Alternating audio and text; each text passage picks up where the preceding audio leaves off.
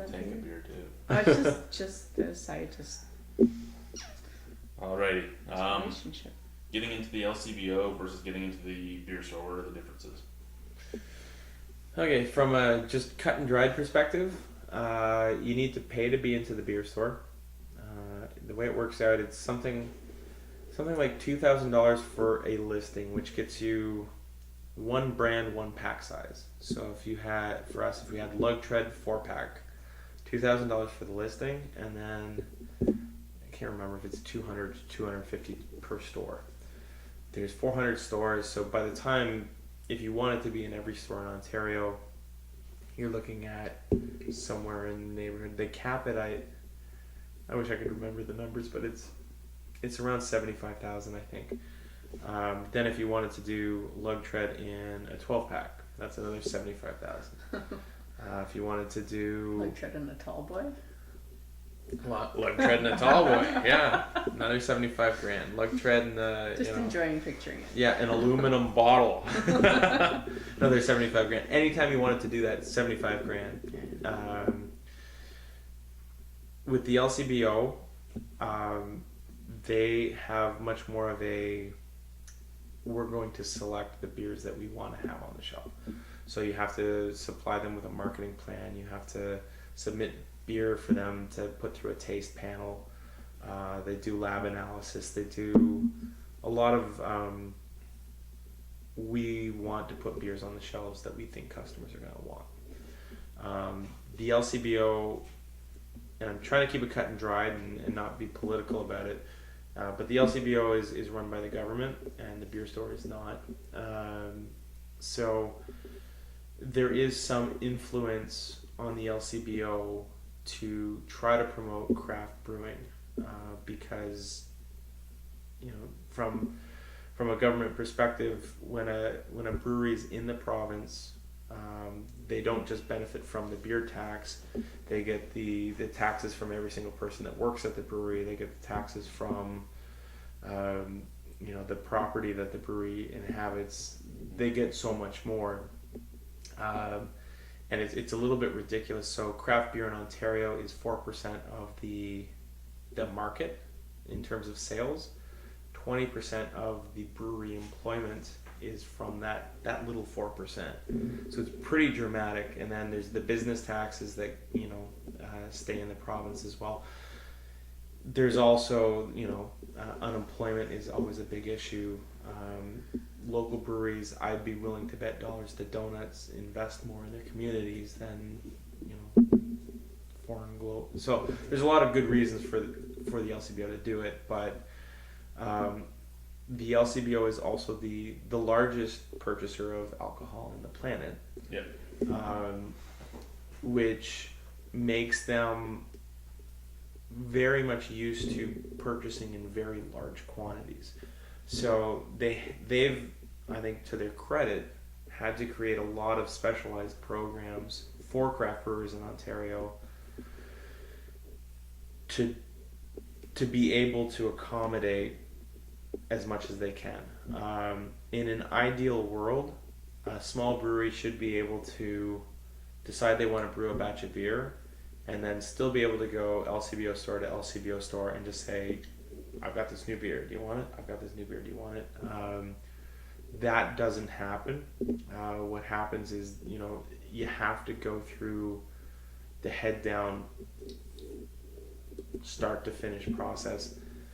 You can look at it from a number of different ways.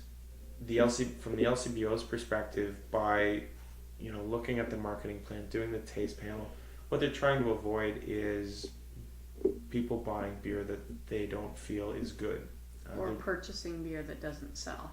Yeah, they're trying to maximize the amount of revenue that goes back to Ontario people, and they're also trying to make sure that when you buy beer at the LCBO, there's a good experience out of it. And if they were a private company, I don't think anyone would fault them for anything that they do. They're managing their brand. Yeah, which is smart.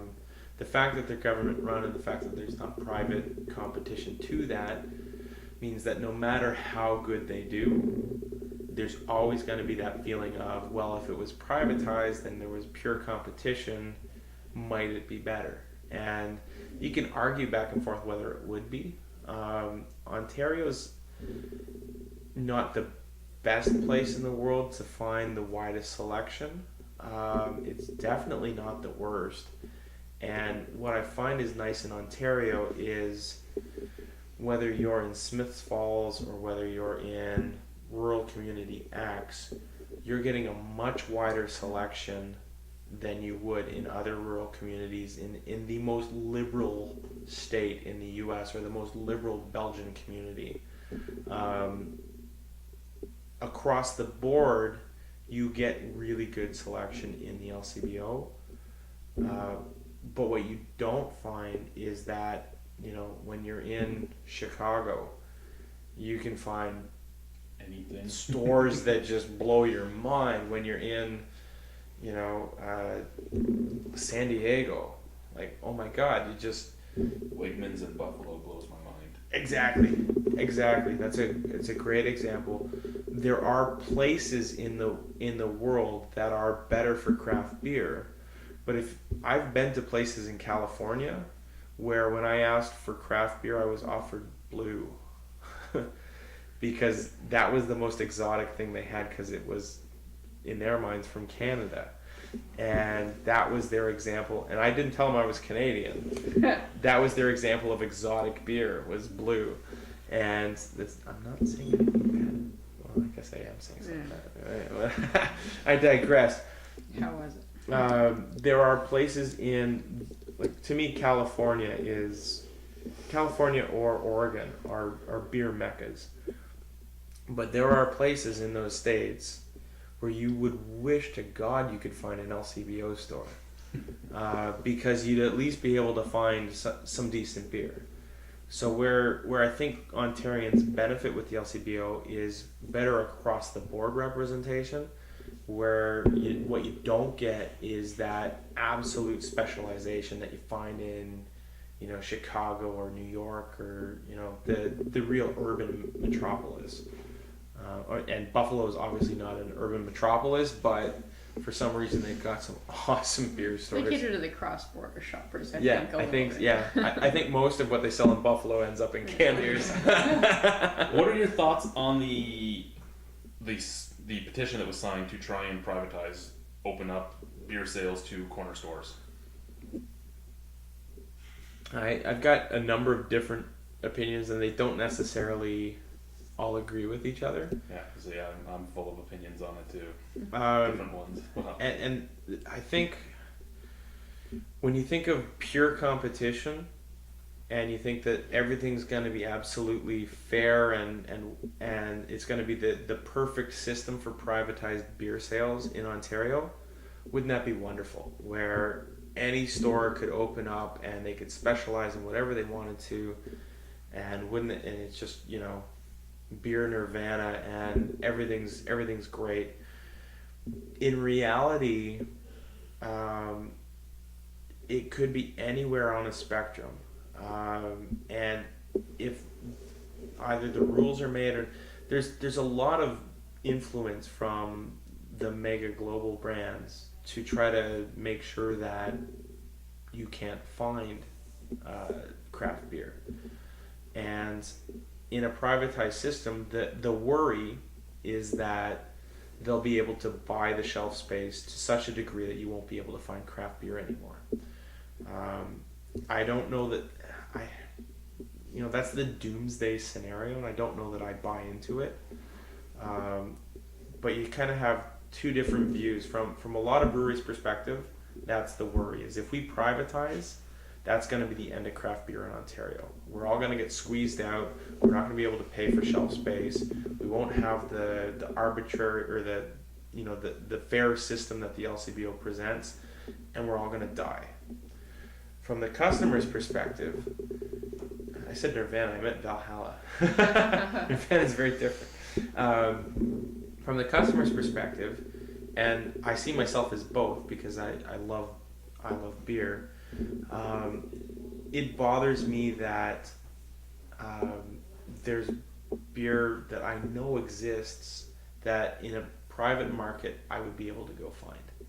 I could go to my local store and I see the influence that a customer has at a pub. And if a customer goes to the pub and demands our beer frequently enough, that pub picks up our beer, no matter how much they might have bucked against it the first time we showed up, because the pub recognizes that the customer is the thing that keeps them in business.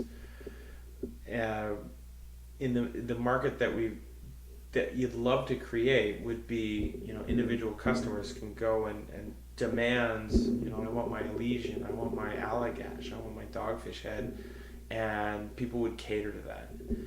And in reality, if we privatized, you'd be somewhere between the two.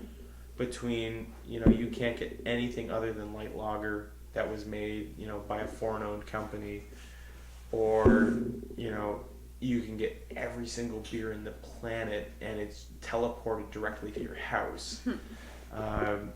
We're not going to get either one, and there's risk involved in it. But I tend to feel like there should be a way to get more access to beer, and I think that's, to me, whether there's changes to the way that the LCBO does things, or allowing breweries themselves to bring in beer, or just being able to deliver beer in a more open fashion. Access to customers is really the big issue that I think everybody wants.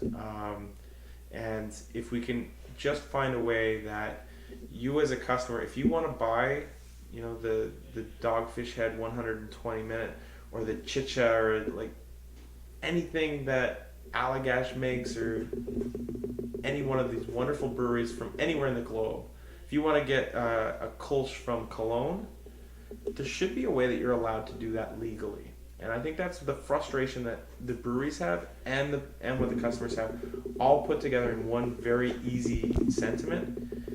If you want a beer, you should be able to get that beer. And right now that doesn't exist. And there's got to be a way to figure that out, whether it's more access through the LCBO, better access to breweries direct, letting breweries open their own retail stores. There's a lot of talk about making the beer store back into a cooperative like it used to be and what it was designed to be. Any one of these things would dramatically improve access for customers. And I think that's what it really all boils down to. Alrighty, what does craft beer mean to you? I really like the Brewers Association definition. So that's small, traditional, and independent. And then you can expand on that. So by small, they set up thresholds. Now their threshold, I think, has been set ridiculously high. And it's something like 6 million barrels, which is just, that's not small. In Canada, the threshold to be called a microbrewery is 300,000 hectoliters, which to me is still ridiculously large. But somewhere between 100 and 300 hectoliters is where you stop being a small company and start being a medium-sized to large company. Traditional, if you boil it down to like basic terms, don't put corn syrup in your beer because it makes your beer cheaper to make. The Brewers Association really sort of struggled with the right wording on this, because what corn is called from a brewer's term is an adjunct, and that would also include pumpkin. But you don't add pumpkin into a beer because it makes it cheaper to make. It makes your beer ridiculously expensive to make. You add corn syrup to a beer because it's dirt cheap, and it does absolutely nothing for the flavor. So being traditional means, don't put crap in your beer that you're not supposed to, and don't put it in there just because it makes it cheaper to make. But if you're going to put something in to make it more interesting or more unique, absolutely, God bless you for it.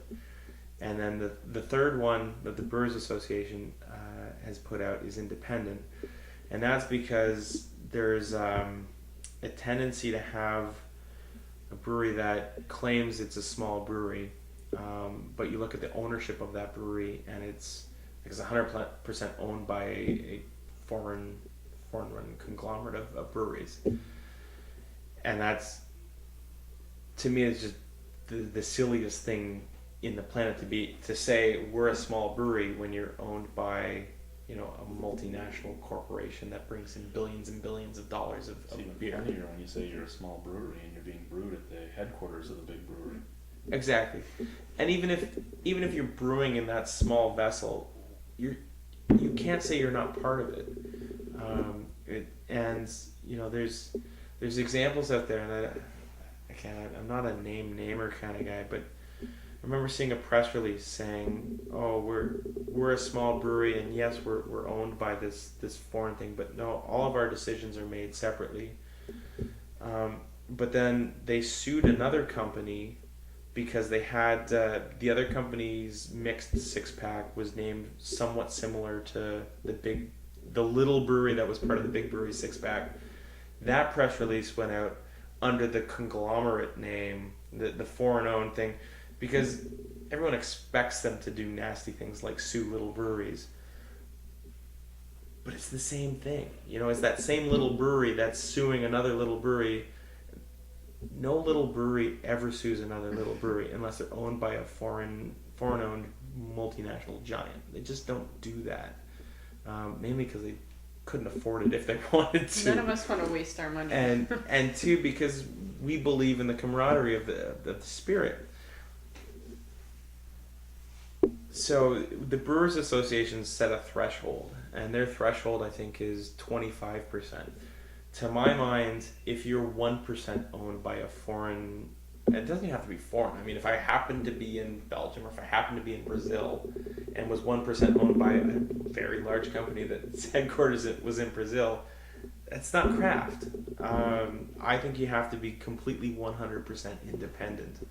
And there's a term in the music industry, DIY, do it yourself, and you can't be owned by Universal and claim that you're an indie record label. That just, you know, you get called out for that, you know. And I think there's a lot of similarities between the music world and the beer world, because both of them are, you know, 99% controlled by very large corporations that care very little about the actual product they're putting out.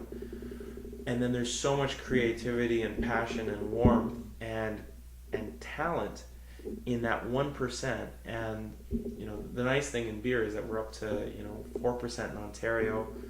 By volume, the US is up to 6%. By dollar sales, are up to over 10%, and it's growing every year.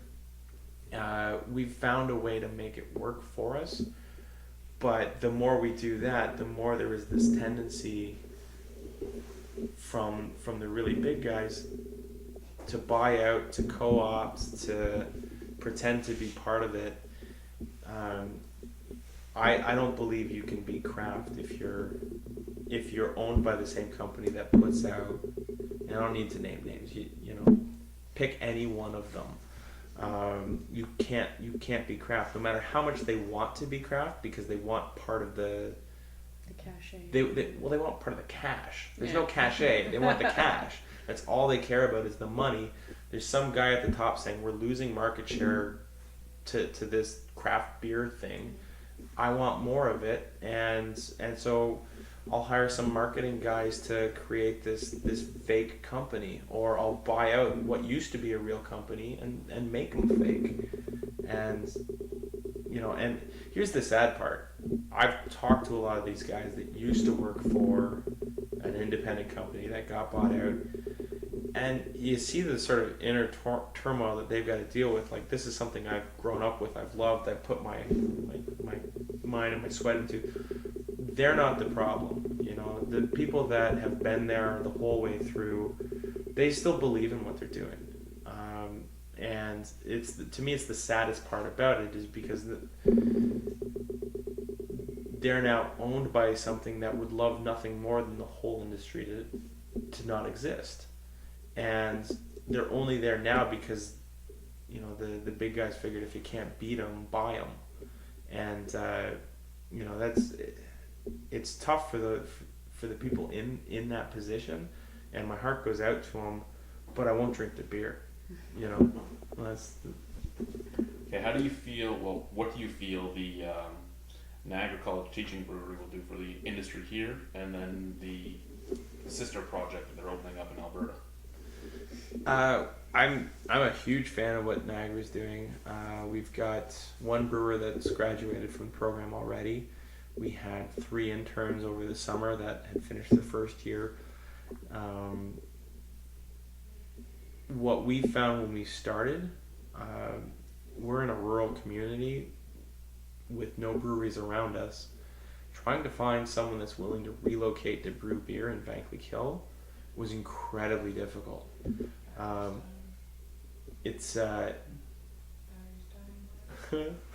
it's one of these things where having more brewers in Ontario that are professionally trained means it's easier for breweries to get qualified, experienced help. It's also going to create dozens of new breweries, and it's going to have such a creative impact on the province.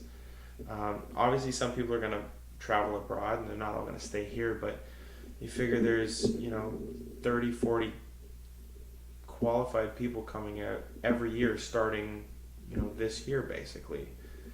That's going to do so much for the quality of beer that's already being brewed by brewers in Ontario, and it's going to create new breweries, which is going to have this wonderful spin effect because we're going to have to compete with those breweries to be as cool as we want, we hope to be. And having other people that are just as passionate as us in the industry doing their own thing is just as good for us as if they're with us. And sometimes it's even better, because then it's someone else to get inspired by. Okay, and lastly, any advice for anybody that wants to open up their own brewery in the future? I've got lots of it. Oh, no. The first thing is don't get into it unless you're willing to invest all of yourself into it. If you don't think that you can mortgage your house, if you don't think you can live without your paycheck, if you don't think that you can do it without sacrifice, you're probably the wrong person for the job. Find someone else to work for if that's your mentality. And there's a lot of people out there that want to start breweries. If you've got $10 million in the bank and you've heard that craft brewing is the thing to get into, don't bother. You're not going to succeed. The breweries that succeed are the ones that are driven by the passion for the beer. The ones that are driven by investment dollars, I think the people that invest in them are usually sorely disappointed. If you get into this business simply as an investment strategy, you'll probably be very disappointed. If you get into this business because you love beer but you're not willing to put everything on the line, you're probably not going to get off the ground. But if you are passionate about what you're doing, you want to change the world of beer, and you're willing to just put everything you've got into it, you've got a really good chance of succeeding. Alrighty, well thank you, Jen. Thank you, Steve. Thank you.